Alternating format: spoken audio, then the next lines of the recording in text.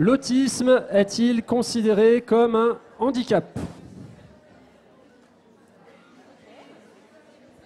On vous laisse un peu le temps de répondre. C'est fini? Je sais pas, ça bougeait encore. Vous avez stoppé le truc, Karine, ou ça marche encore? Ça bouge plus. Donc pour une majorité de personnes présentes dans la salle, l'autisme est considéré comme un handicap. Docteur. Donc bonjour à tous, je suis Rebecca Bienfait, je suis psychiatre pédopsychiatre et donc j'exerce en partie au CRH Champagne-Ardenne. Donc on va animer avec ma consoeur ce petit quiz. N'hésitez pas si vous avez des questions ou si jamais c'est pas très clair, je pense qu'on aura peut-être le temps en fin de présentation de pouvoir en reparler. Concernant la première question, l'autisme considéré comme un handicap, la majorité des personnes ont dit vrai. En effet, le TSA, ce n'est pas une pathologie, hein, on n'en guérit pas, on n'a pas des médicaments qui permettent de guérir. Par contre, et on l'a vu précédemment, ça peut entraîner un handicap si jamais les prises en charge sont démarrées un peu tard dans la vie de l'enfant, de l'adolescent. Et ça peut même entraîner des surhandicaps si les prises en charge ne sont pas adaptées. C'est d'ailleurs pour ça qu'aujourd'hui, on a vraiment cette détermination de faire un diagnostic précoce et un repérage précoce pour pouvoir éviter cet handicap. Merci beaucoup. On peut passer à la question 2. Il n'y a pas d'intérêt à avoir un avis pluriprofessionnel pour le diagnostic de TSA.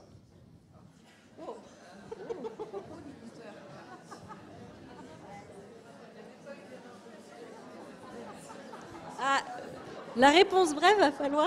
Ah, voilà.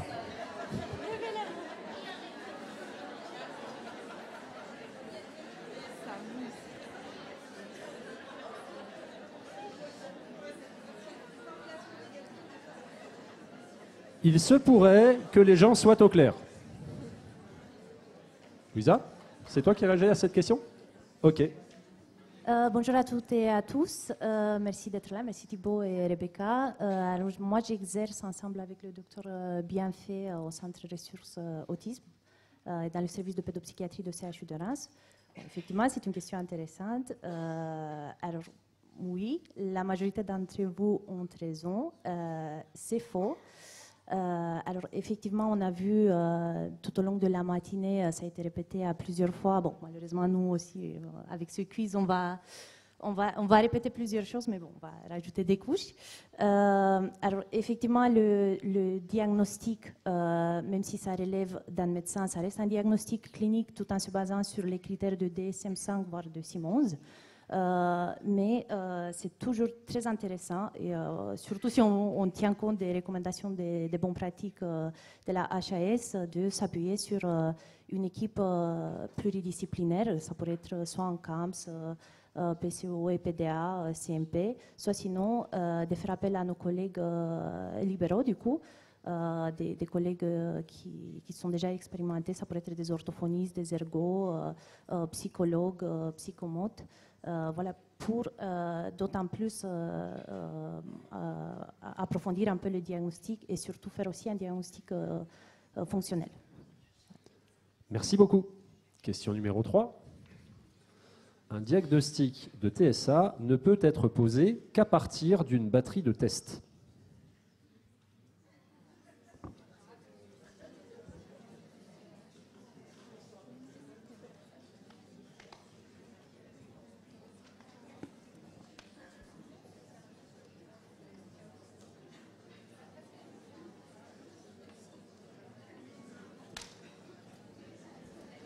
Le temps est écoulé. On aurait pu intituler cette question « Qui a bien écouté Éric Bizet ce matin ?»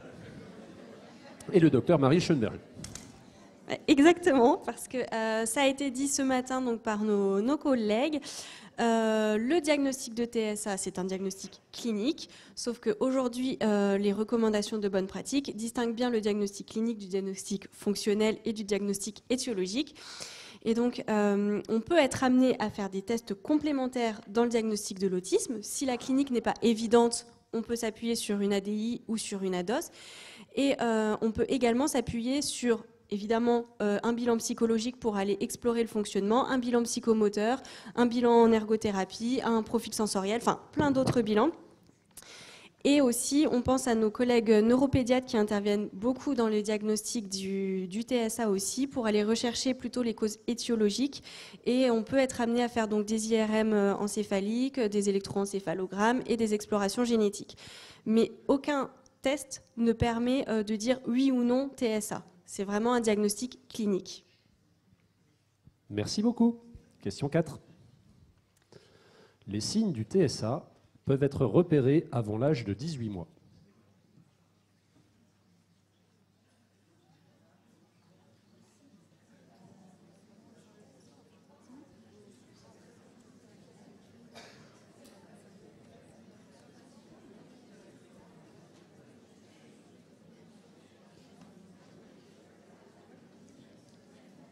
Temps écoulé. Alors, Louisa. Merci Thibault. Alors, pareil, on a discuté ce matin, effectivement, dans la nouvelle stratégie nationale 2023-2027. Le troisième engagement porte justement sur l'abaissement de l'âge, donc autour de 18 mois, surtout s'il s'agit d'un TSA sévère. Donc on a vu, et on remercie aussi aux mamans des associations qui ont pu en parler, on a vu à quel point c'est important de repérer le signe le plus précocement possible, et surtout parce qu'on peut repérer effectivement des signes d'alerte qui ne sont pas forcément spécifiques TSA, ça pourrait être TND, mais c'est toujours très important de prendre en compte l'inquiétude des parents. Merci. Question 5. Il y a 113 questions. Non, je plaisante. Un individu qui cherche le contact social n'est pas autiste.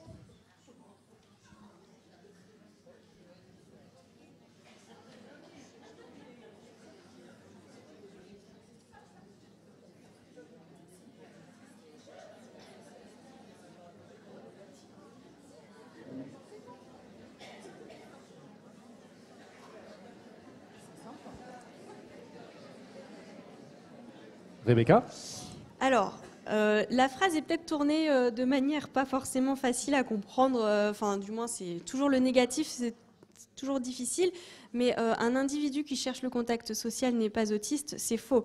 Certes, les patients avec un TSA présentent des difficultés dans les interactions sociales, certains ne vont pas aller s'intéresser à ces pairs, c'est en général ce qui est rapporté par l'école et c'est ce qui les met en difficulté dans la petite enfance.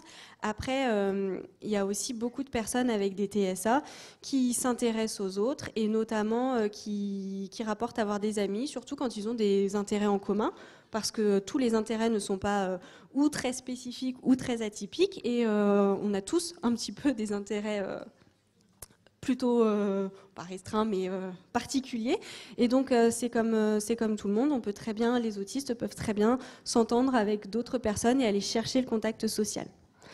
Et encore une fois, c'est pas parce qu'ils n'y vont pas que ce n'est pas j'ai perdu ma phrase. Sur on a tous des intérêts restreints, tu pensais à quelqu'un en particulier dans notre équipe ou pas? Je le dirai plus tard. Ah bon. En off. Question 6. Une personne présentant un TSA ne regarde jamais dans les yeux.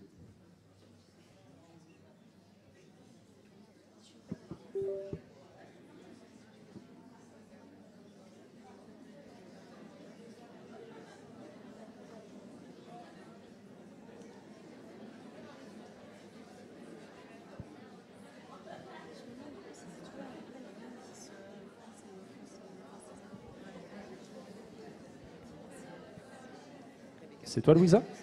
Eh bien, on t'écoute. Bon, je pense que le mot jamais, déjà, c'est très ambitieux. Il faut jamais dire jamais en médecine. Toujours non plus. Voilà. Donc, oui, effectivement, ça peut arriver que les personnes présentant un TSA présentent des difficultés pour la régulation du regard. Ils peuvent présenter aussi certaines difficultés, surtout qu'est-ce qu'il y a, voilà, initiation du contact social. Cependant, ce n'est pas spécifique au TSA. On peut rencontrer aussi dans d'autres pathologies. Et il y a aussi des personnes TSA qui ont appris, qui ont mis en place des stratégies avec toutes les thérapies comportementales, surtout avec une prise en charge précoce, j'insiste sur cette idée-là, voilà, et qui aujourd'hui ne présentent pas forcément des difficultés pour regarder dans les yeux. Donc ce n'est pas spécifique. Très bien. Alors en vrai, en tout, il y a 12 questions, donc nous venons de passer la moitié. Question 7. Une personne présentant un TSA n'exprime pas d'émotion.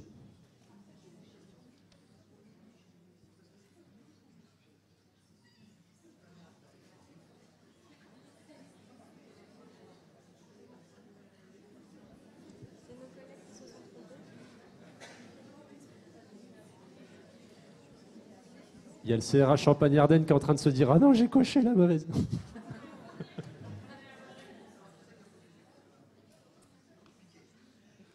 Donc du coup, une personne présentant un TSA n'exprime pas d'émotion, c'est faux. Heureusement quand même que le spectre est très large, donc certaines personnes vont être en difficulté pour exprimer leurs émotions, évidemment. D'autres ne vont pas avoir de difficultés. Après, même s'ils ne les expriment pas comme on pourrait, comme une personne neurotypique pourrait les exprimer, ils peuvent quand même l'exprimer de manière plus minimaliste, mais en tout cas, ils expriment leurs émotions. Et avec un accompagnement adapté, on peut leur apprendre à décoder leurs émotions, à décoder et à reconnaître les émotions sur les autres, et permettre en fait finalement après de mettre des mots et de encore plus les extérioriser. Parce que c'est souvent un problème de compréhension des émotions qui font qu'ils ne les expriment pas comme nous, on peut le faire. Et encore une fois, ce n'est pas du tout typique au TSA. La difficulté à exprimer ses émotions, on les retrouve dans beaucoup de TND et dans d'autres pathologies psychiatriques, mais aussi, je pense, chez pas mal de personnes autres. J'arrête de demander tes sources. Par contre, on peut renvoyer évidemment aux petites vidéos qu'on a visionnées ce matin et qui traduisaient de manière très éloquente les émotions qui ont pu traverser ces personnes-là. Et je trouve qu'elles nous ont plutôt bien passé le message. Question 8. Chez la personne présentant un TSA, le niveau de compréhension verbale est égal au niveau de d'expression verbale. Donc le niveau de compréhension verbale est égal au niveau d'expression verbale.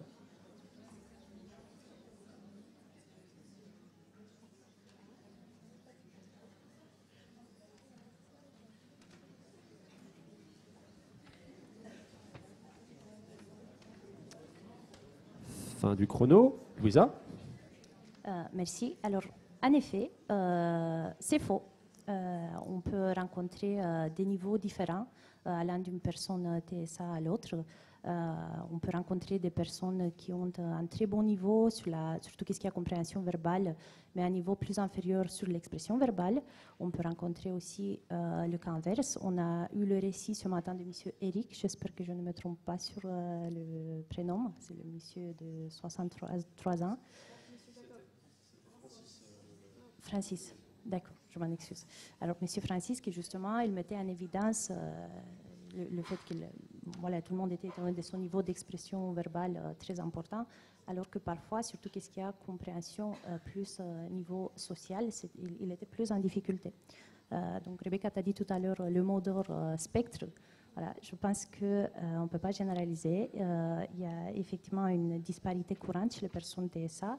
Il faudra surtout tenir compte de ça. Merci beaucoup. Question 9. Les intérêts restreints sont toujours atypiques.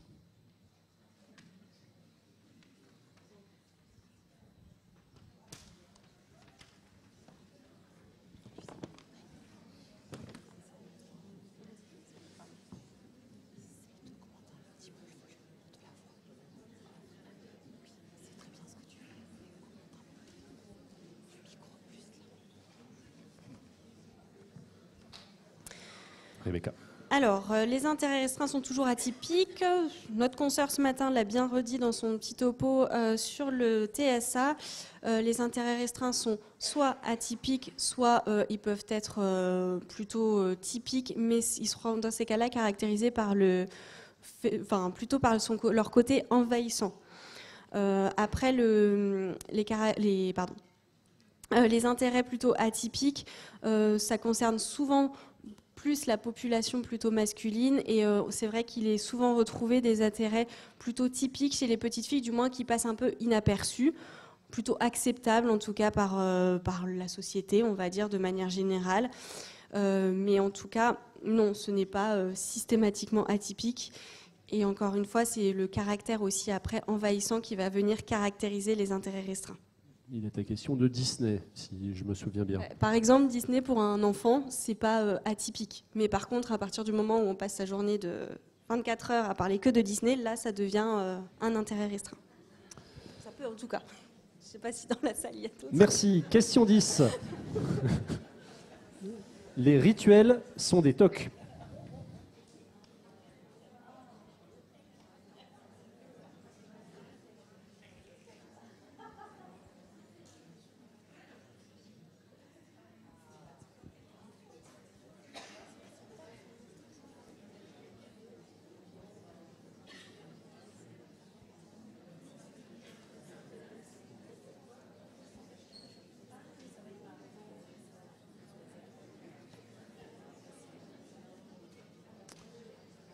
Louisa? Bravo, on s'améliore. Bon, effectivement, la réponse c'est faux. Les rituels ne sont pas des tocs, bien qu'en apparence elles peuvent paraître similaires. Alors, déjà, on va parler un peu de l'origine et de la fonction de chacun. Si on parle plutôt des troubles obsessionnels compulsifs, c'est plutôt une pathologie à part. Ça rentre dans les troubles anxieux spécifiques. Et en fait, ce sont plutôt des pensées, comme le nom le dit, ça peut arriver sous la forme de pensées obsessionnelles qui s'imposent à la personne, qui sont très invalidantes, pour lesquelles la personne a en général un récit très subjectif, très négatif, qui essaie de mettre en place des solutions pour éviter que les tocs arrivent. Alors que si on parle des rituels chez les personnes TSA, voilà, déjà on peut parler des rituels, je pense même chez les personnes normotypiques, surtout chez les enfants. On peut avoir par exemple le rituel de coucher qui est tout à fait classique, normal, physiologique. Je pense qu'on peut avoir tous des petits rituels. Par contre, si on parle des rituels, surtout si on parle aussi des comportements stéréotypés qui peuvent arriver, et surtout si ces rituels ont comme but plutôt d'aider la personne pour avoir une prévisibilité sur la journée, sur ses actions, et surtout s'il y a un caractère réconfortant, rassurant, là on parle plutôt des rituels. Par contre, ça n'empêche pas qu'une personne TSA peut avoir à la fois des rituels, à la fois des tocs. Merci. 11e question. Une personne présentant un TSA a souvent une sensorialité atypique.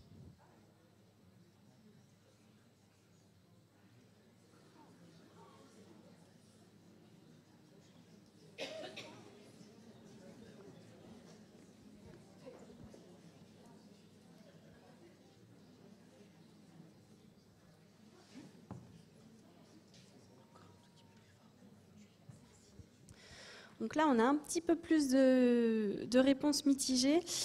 Donc on l'a dit, ça a été dit déjà dans la matinée, hein, avant ce qu'on appelait une triade autistique, c'était les fameux problèmes dans les interactions, les comportements restreints, stéréotypés et les particularités sensorielles. Alors, toutes les personnes avec un TSA n'ont pas forcément des problèmes au niveau de la sensorialité. Après, comme c'est un spectre, on remarque quand même que beaucoup, en tout cas, c'est fréquemment retrouvé chez les personnes avec un TSA. Des particularités sensorielles aussi bien, ça peut être une hyposensibilité qu'une hypersensibilité. Ça dépend des sens, ça peut être sur le même sens. En tout cas, c'est aussi très important d'aller les rechercher parce que pour les personnes qui sont TSA, pour eux, elles ne remarquent pas forcément leurs particularités sensorielles. Par contre, ça peut être très invalidant au quotidien. Et donc c'est pour ça d'ailleurs que dans les recommandations de bonne pratique, il est noté d'aller rechercher ces particularités sensorielles, le but étant toujours d'améliorer la prise en charge et l'accompagnement et d'éviter une surcharge sensorielle qui serait vraiment à risque d'entraîner des crises chez ces personnes-là et de les fatiguer au quotidien. Merci. 12e et je crois dernière question. Selon les recommandations de bonne pratique, le diagnostic de TSA ne peut être porté que par un centre de ressources autisme. Il ne doit pas y avoir de mauvaises erreurs. Là, si vous répondez à côté, c'est que vous avez dormi ce matin ou que vous étiez aux champignons.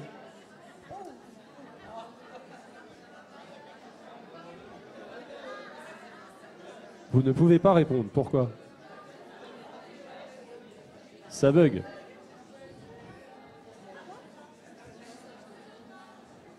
Voilà, donc cette question a été censurée. Donc je plaisante. Bon, bah écoutez, visiblement, on a été confronté à un écueil technique. Ça peut encore, ça progresse un peu. C'est vrai qu'on n'a pas le petit timer là, tiens.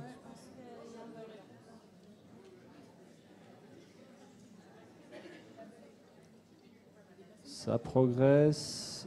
Oh, ça recommence. Ça recommence. Bon, bah alors on est reparti. Donc selon les RBPP, le diag de trouble du spectre de l'autisme ne peut être porté que par un CRA. Oui, ça va mieux là quand même au niveau du nombre de réponses.